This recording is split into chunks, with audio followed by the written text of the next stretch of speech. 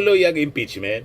I-impeach si Sara ng Congress. Kahit pa nagsabi na yung ating Pangulong Bongbong at may suporta sa sinabi ng ating Pangulong Bongbong ang Iglesia ni Cristo at magrarally sila. Nire-respeto yun ng Congress. Kasi yung impeachment complaint po na i-file, na-receive ng Secretary General ng Congress, kailangan nilang iproseso yon. Kasi hindi man pwedeng pabulukin na lang po yung impeachment complaint. Sila yung irireklamo niyan that they're not doing their job, their mandate under the Constitution. Parte yon ng kanilang mandato sa ilalim ng ating konstitusyon. Kaya yung impeachment po will continue. At siguro yung ating Pangulo, position niya yon. Nire-respeto ng mga congressmen.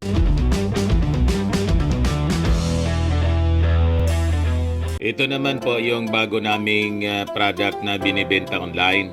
iGlow Serum, whitening po siya. Tingnan ninyo yung epekto sa aking anak na architect before and now. Yung mga inquiries po ninyo, dumiretso na lang kayo sa kanyang Facebook account, Riz Maravillas. Tuwang-tuwa mga kababayan yung mga DDS kasi magrarally daw yung Iglesia ni Cristo para kontrahin ang impeachment laban kay Sara Duterte kasi nagpalabas ng statement yung Iglesia ni Cristo supporting the stand ng ating Pangulong Bongbong Marcos na una nang nag-text sa Congress na wag nang isulong ang impeachment laban kay Sara Duterte kasi marami pang dapat na pagtuunan ng pansin ng Kongreso, matatali lang dito sa usapin ng impeachment. And it is described by the President as a storm in a teacup na ang ibig sabihin mga kababayan, yung mga tao niya magagalit lang sa isang bagay na hindi man importante. Kasi si Sara, to the mind of the President, Sara is unimportant. Inexploit mga kababayan yung statement na yon ng Iglesia ni Cristo. Ginagamit na ngayon sa propaganda. Ang interpretation ng mga supporters ni Inday, pabor sa kanila ang Iglesia ni Cristo. Ngayon, ang tanong, totoo kaya na pabor sa kanila? Pabor kay Sara Duterte ang Iglesia ni Cristo o pabor sa ating Pangulo? Pabor lang sa sinabi ng ating Pangulo na ayaw niyang kaguluhan. Sino ba naman ang gustong kaguluhan? Lalo't ang nanggugulo po, si Sara Duterte. Diba? Siyempre, ang ating Pangulo, ayaw sa kaguluhan. Sino ba ang presidenteng gustong kaguluhan? Ang may gusto lang po ng kaguluhan na presidente, si Digong. Sinusulong po, kudita. You see? O ngayon, pag-usapan po natin mga kababayan, linawin natin kasi pati yung mga Marcos supporters po na-confuse. Ano ba talaga? Ano ba yung gusto ng ating Pangulong Bongbong? But before that mga kababayan, click subscribe muna dito sa ating YouTube channel and hit the notification bell para lagi po kayong updated sa mga kaganapan dito sa ating bansa. Like and share na rin po ninyo ng ating video. At huwag na rin po ninyo na skip yung ating mga commercial ads para tuloy-tuloy lang ang pag-unlad ng Bagong Pilipinas. At itong ating programa mga kababayan, atid sa inyo nitong ating mga sponsors. Firmax Firming and Lifting Cream. Pinapay po sa mga pulses in affected area. Mainam po ito sa mga pains at paninigas ng mga kaso-kasuan. Ito sa mukha naman yung application, anti-aging, Automax po siya. Ito ay iGlow Serum mga kababayan. Whitening po siya. Made in South Korea. Ito naman po, Nengxia Red Mix Fruit Drink. Gawa po siya sa goji berry. May anti-cancer properties po siya. At sa mga nagana po ng malinis and spacious fitness gym, pumunta lang po kayo sa aming Colossal Fitness Gym. May Grab car rental din po kami. At bills payment po sa aming office. At saka sa mga mahilig po sa mga imported bags, manood po kayo sa live selling ni Madam Aileen Rosales sa kanyang Aileen Closet po. Pati mga shoes, ito yung kanya po. Ito yung kanyang page. Kita ninyo, napakagandang mga Online selling po siya, oh. Si Madam Eileen Rosales. Cellphone number niya po, 773-798-7816. Balikan natin mga kababayan yung ating kwento. Ito kasi yung pinapakalat na mga supporters ni Sara Duterte. Breaking news. Kaso kahapon ito, sabi dito, Iglesia ni Cristo magsasagawa ng rally para kontrahin ang impeachment laban kay BP Inday, Sara Duterte. Yan sabi dito, sabi sa post ni Ed Alunan, sabi niya, let us join hands with Iglesia ni Cristo rally. Go everyone, go. Defend BP Sara. Stop corruption. Impeach drug users in government. So dinagdagan na nila mga kababayan ang statement ng Iglesia ni Cristo. Ininterpret nila, pabor sa kanila. Twinist mga kababayan, ang sabi ng Iglesia ni Cristo, sinusupport nila yung stand ng ating Pangulong Bongbong Marcos na huwag nang isulong ang impeachment kasi baka maubos lang yung panahon ng Congress imbes na isulong yung mga legislative agenda ng ating Pangulo.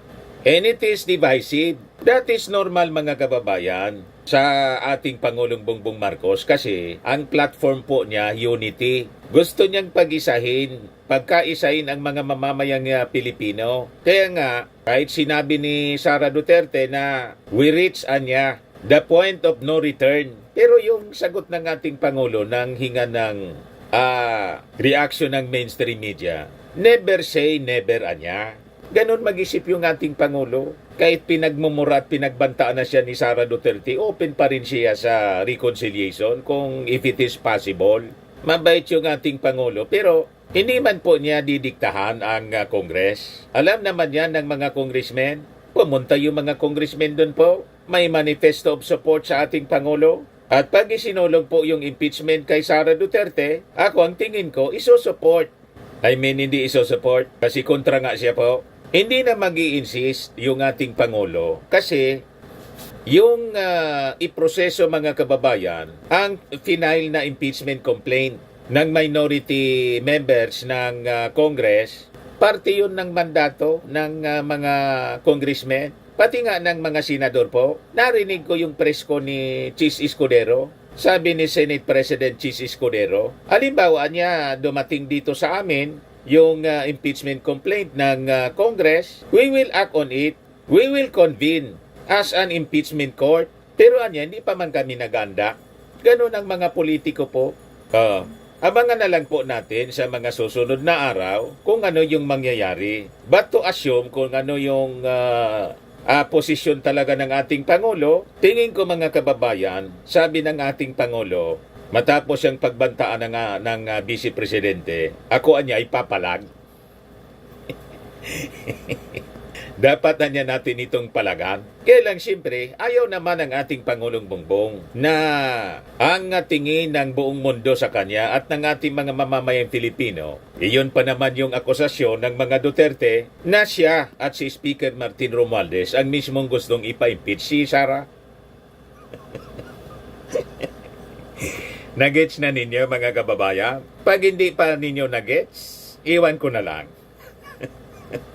Kaya ito pong statement ng Iglesia ni Cristo, interpret na ninyo na ganyan kung gusto ninyong i-interpret na pabor kay Inday Sara. Makikita na lang natin yan kung masusundan pa ang statement ng ating Pangulo after na magsabi siya na ayaw niya. Pag sinulong ito, sinuport ng majority ng mga members ng Congress, alam nyo na. Kasi ang majority ng members ng Congress po, siyempre ang susunduin niyan si Pinsan, si Speaker Martin Romualdez, kung ano yung kumpas ni Pinsan, ni Speaker Martin. Nagets na ninyo, kaya interpret ninyo na ganyan kung gusto ninyo. Magparty-party pa kayo. Yan sabi dito ni Ed Alunan, tuwang-tuwa sila. Sabi ni Ed Alunan, the INC known for its long-standing tradition of unity in organized action often plays a significant role in national issues. The leadership of Iglesia ni Cristo has called on its members to express disapproval of the impeachment proceedings against the Vice President.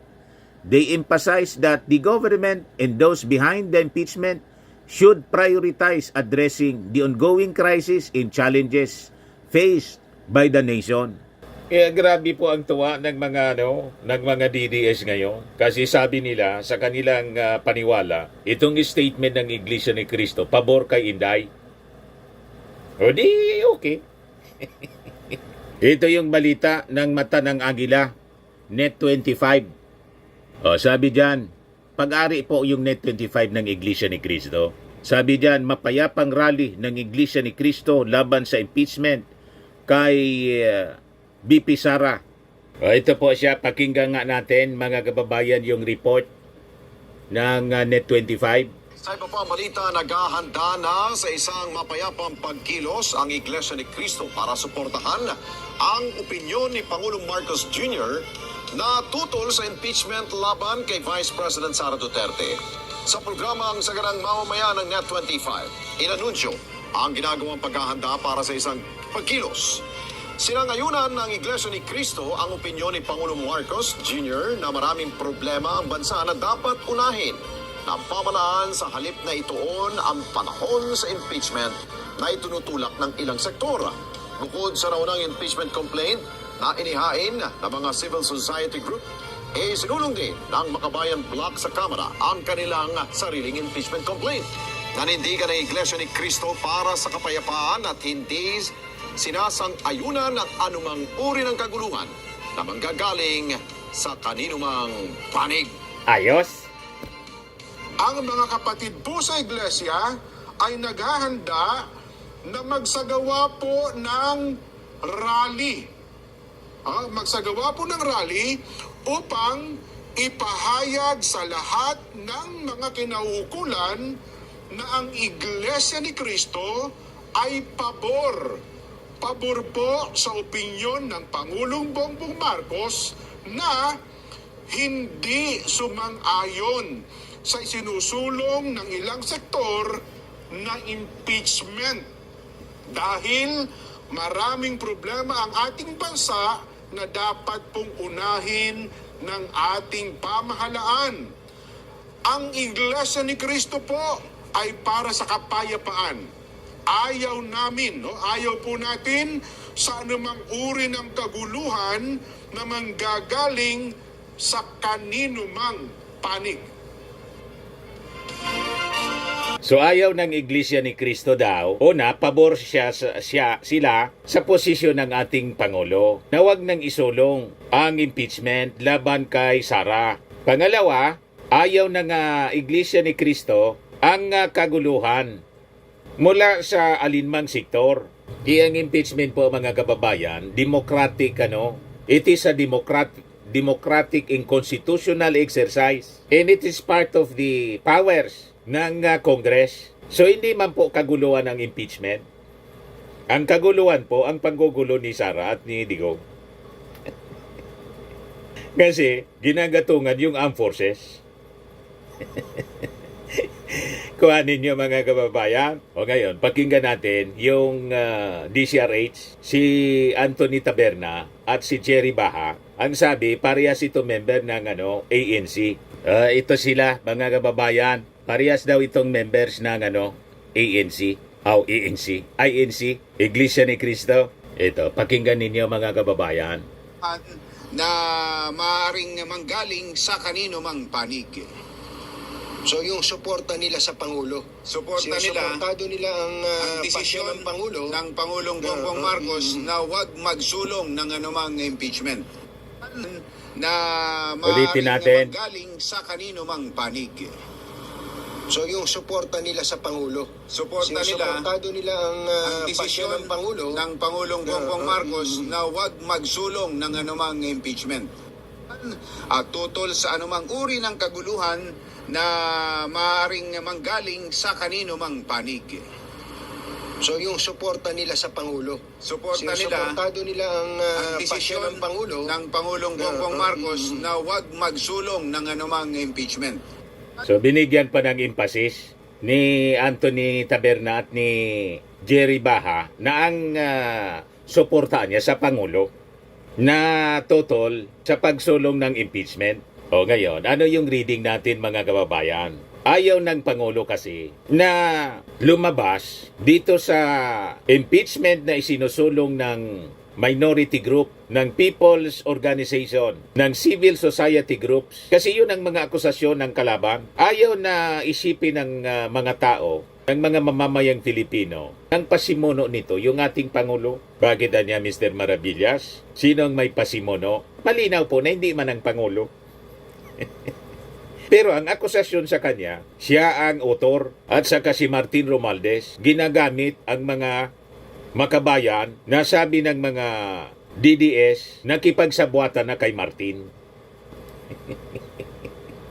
Di ba? So maintindihan ninyo kung bakit mga kababayan, ganun ang naging statement ng ating Pangulo. So gets na niyo kung bakit dumidistansya yung Palasyo Malacanang para mawalan po ng mawalan ng bala na gagamitin ang mga Duterte sa mga propaganda laban sa Palasyo Malacanang, laban sa ating Pangulo at kay Martin Romualdez. O ngayon, isosupport ba ng majority ng Congress ang impeachment? Basahin natin based doon sa mga pananalita sa presscon. Nagpa-presscon po si Congressman Paulo Ortega. Oh, you have to read between the lines sa kanyang mga sinasabi. Pakinggan natin kasi naitanong yan tungkol sa Iglesia ni Cristo. Nga doon sa opinion ng religious group. Sir, being with the majority, naglabas nga ng statement ng INC na in full support doon sa posisyon ni PBBM regarding doon sa impeachment na dapat ang atupagin ay yung mga mahalagang problema ng ating bayan sa halip na impeachment. So ano po ang reaction po ninyo with regards to that statement of INC? Sabi mo nga kanina, Kuya Vic, no, may ilalabas na official statement po yung mga kapatid po natin sa iglesia. Siguro maganda rin po na mabasa rin yung magiging official statement nila. Kasi yung mga napanood ko po nasa social media, baka taken out of context. Pero ganun pa man, hindi, medyo klaro naman po yung mga napanood ko. Parang sinasabi nila, they're in support of the statement of the President. At sabi naman po nila, magsasagawa po sila ng rally. At alam po naman po natin, syempre nire-respeto po natin ang ating mga kapatid sa iglesia. At alam po natin na yung isasagawa nilang prayer rally is talagang pong pagpupulong at pagsasama po para sa ikagaganda naman po ng bansa. Wala naman po yatang religious sector ang gagawa po ng rally na sa hindi po ikakaganda ng ating estado ngayon. So, nire-respeto po natin yan. But again, hihintayin din po natin yung official statement kasi sabi nyo nga po baka mas maganda na mabasa po ng kompleto. But again, maayos naman po yung base po sa mga nabasa ko, sa mga napanood ko, maayos naman po yung pagka-relay ng mensahe po ng Iglesia ni Cristo. So, makaka-affect, may bearing ba yun doon sa nakasampang impeachment? Yun po kasing sa impeachment, kahit sino pong sektor, maari silang maghain eh. So, ang trabaho po namin, we're constitutionally mandated na aktuhan po yun. Lalo po pag na-refer na yun. Kasi pag hindi nyo po inaktuhan yun, parang hindi po namin ginawa yung trabaho namin. Pero yun... Nagets na ninyo mga kababayan? Tuloy ang impeachment. I-impeach si Sara ng Congress. Kahit pa nagsabi na yung ating Pangulong Bongbong at may suporta sa sinabi ng ating Pangulong Bongbong ang Iglesia ni Cristo at magrarally sila. Nire-respeto yun ng Congress. Kasi yung impeachment complaint po na i-file, na-receive ng Secretary General ng Congress, kailangan nilang iproseso yon. Kasi hindi man pwedeng pabulukin na lang po yung impeachment complaint. Sila yung irireklamo niyan. That they're not doing their job, their mandate under the Constitution. Parte yon ng kanilang mandato sa ilalim ng ating konstitusyon. Kaya yung impeachment po will continue. At siguro yung ating Pangulo Position niya yon. Nire-respeto ng mga congressmen. Pero naintindihan naman ng ating Pangulo na may mandato ang ating mga congressmen. Hindi man po diktador ang ating Pangulo para ipagpilitan niya. Ang importante na text na niya po. Ang posisyon ko anya, dapat wag na niya ninyong isulong kung maaari.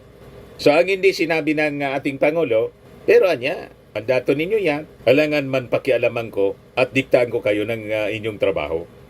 Yun ang hindi sinabi ng ating Pangulo. Pero yung hindi sinabi ng ating Pangulo, hindi niya sinabi kasi alam niya na hindi man niya pwedeng diktahan yung Congress. Naintindihan na ninyo? Ganon ang laro po sa politika. Hindi mo kailangang sabihin, makuha ka sa tingin. Hindi lahat ng sinabi, mga kababayan, kailangan na literal. Yun ang ibig talagang sabihin. May mga sinabi lang. Nagets na ninyo? Kaya ito yung statement ni Congressman Paulo Ortega. Ituloy natin. Proseso po kung pagdadaanan yan. May proseso? Hindi naman po isang boto lang yan. Boto po ng buong House at ibabato po natin sa Senate. Then, depende po sa progress ng mga na-file na impeachment complaints. Okay, thank you. Thank you, Vic. Billy Vegas from Abante and Politico, you're recognized. Kung magandang tanghali po. Anong tanghali? Hingi lang po ng reaction doon sa sinabi ni Senate President Cheese na doon sa mga kasama niya, ang appeal niya wag na mag-public statement regarding doon sa impeachment kasi daw sila yung magiging judge kung papasa sa House. Tama po 'yun. Actually, nakikiisa po tayo sa statement ni Senate President Cheese, no? Kasi wala naman pong judge na sasabihin niya na pabor siya o hindi pabor sa ganitong kaso. Kahit 10 judiciary kayo pumunta, wala pong judge na pupunta sa social media o sa live sa live na o kaya man lang sa publication na sasabihin niya na hindi ako pabor sa ganito, hindi ako pabor sa impeachment, pabor ako sa impeachment. Wala pong gumagawa nun. So kaya nga po nagbigay po ng word of caution si Senate President. At tama naman po. Yun naman po dapat ang gawin na if ever it reaches the Senate. Hingi na lang din po ng reaction sa sinabi po ni VP Sara. Ang sabi po niya, ang Pasko ay panahon ng pagpapatawad, pagmamahal at pagbibigay, forgiving, giving, and loving. Lagi ko pong sinasabi na depende yan sa tao, pero dahil ako ay Vice President, kailangan ko sabihin na yan ang mensahe at ang diwa ng Pasko. Pero kung ako, hindi ako magpapatawad, sabi niyo po. Siya po siguro yun. Pero kung ako nasa lugar niya, siguro, broad po kasi ang pagpapatawad. So, ang pinakauna ko pong gagawin, papatawarin ko muna yung sarili ko bago ako magpatawad ng ibang tao. Kasi pag napatawad mo na sarili mo sa mga pagkakasala mo o kung ano man nagawa mo masama, yan lang po yung panahon na makakapatawad ka na ng mga ibang tao. So, unahin po muna ang sarili para at least po makapatawad po tayo ng ibang tao. Merry Christmas.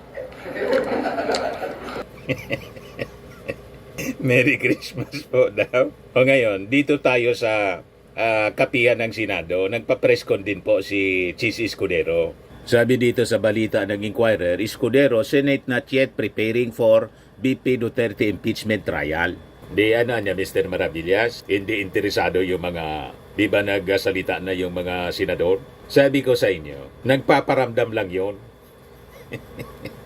Alangan man boboto sila for acquittal or for conviction na basta na lang. Tama ba? So titingnan nila, mga kababayan, ano yung pakinabang una ng bansa kung ma-impeach si Sara Duterte. May mga lumilitaw na po na pangalan na possible replacement kay Sara. Kasi ang mangyayari diyan, pag na-impeach si Sara, natanggal siya, finally, na-convict, ang presidente po ang may kapangyarihan na mag-appoint from among the members of the Senate. So, sino man sa Senado, pwedeng maging vice-presidente. And lahat ng members ng Congress, House of Representatives, pwede ding pwede ding mapili ng ating Pangulo. So ganon, sino kaya? Baka niya Mr. Maravilla, si Martin. Iwan ko po, hindi natin alam kasi hindi pa natin alam kung magtatagumpay yung impeachment. Pero siguradong nag-uusap-usap na sila. Kaya lang, siyempre, hindi man yan na-admitin in public kasi magkakaroon po ng bala yung kalaban. Talaga niyang gustong palitan. Yun ang propaganda ni Sal Panelo. Paraan niya, wala na silang malakas na kalaban sa 2028. Pero parte na yun. May isa pa, sa Senado po, sabi si Bong Revilla, mga haka-haka pa man lang po. But anyway, sabi ni Chis Escudero, pag nakaratingan niya sa Senado, trabaho namin to act on it. Ito yung kapihan kanina. Pakinggan natin yung parte ng kanyang mga sinasabi dito sa pagtatanong ng mainstream media. Kasi nung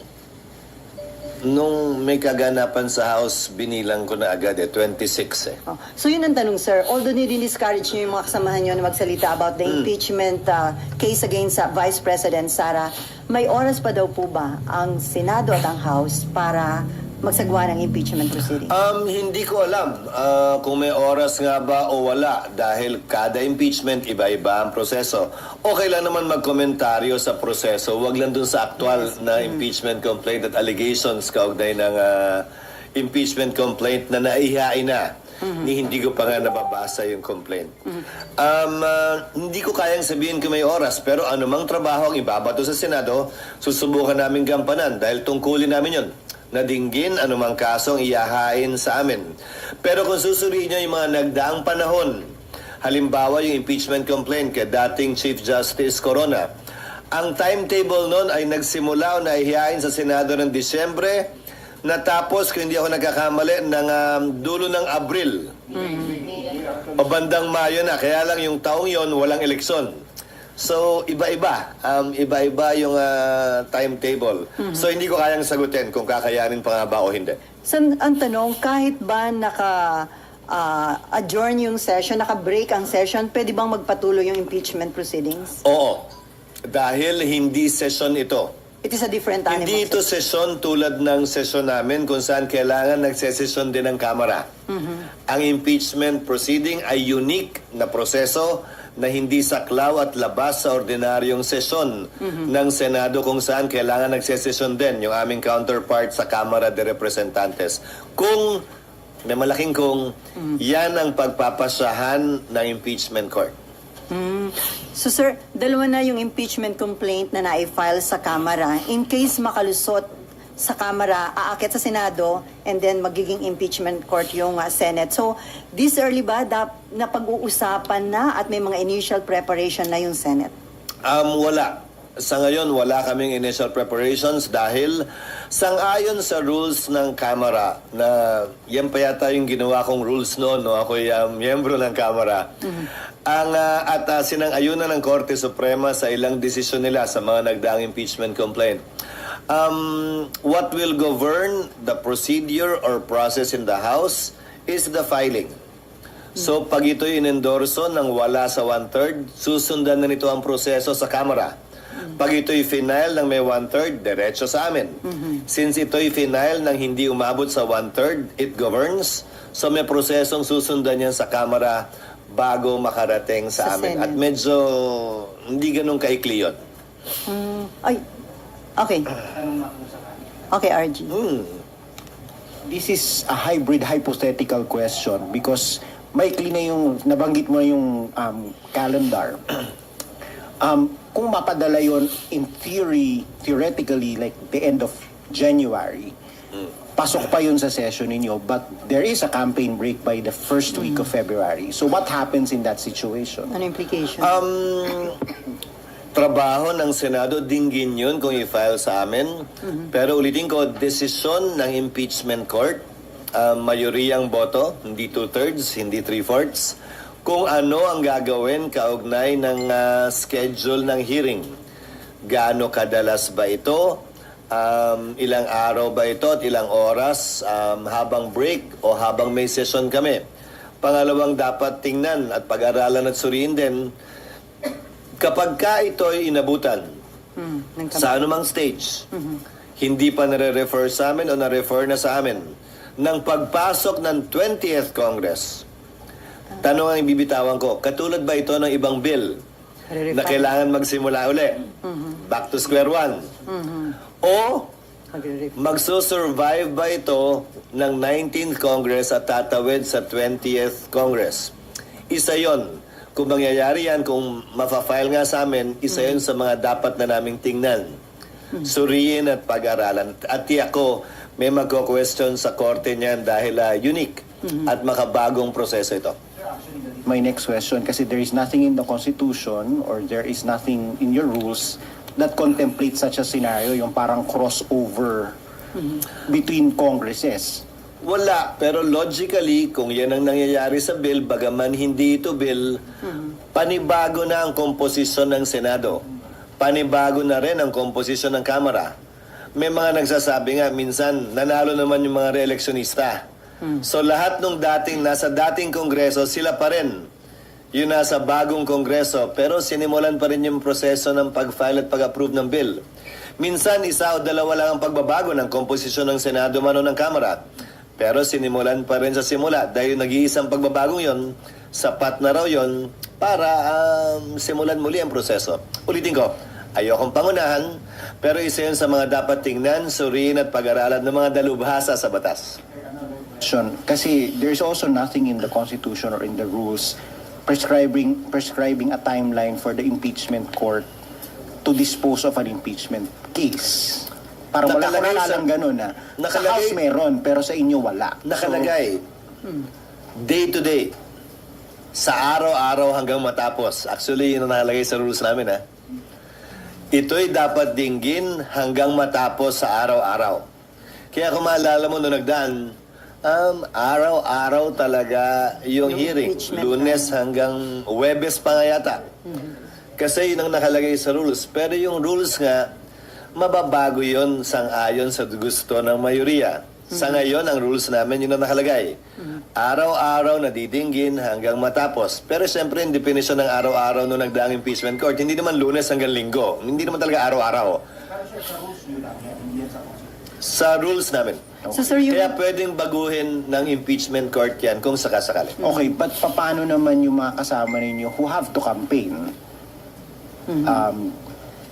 Will that affect their disposition towards the court? Pagbobotohan, alam mo, mas madali pa nga siguro. Kung mangyayari yan, this is purely hypothetical. Yes. Kung mangyayari yan,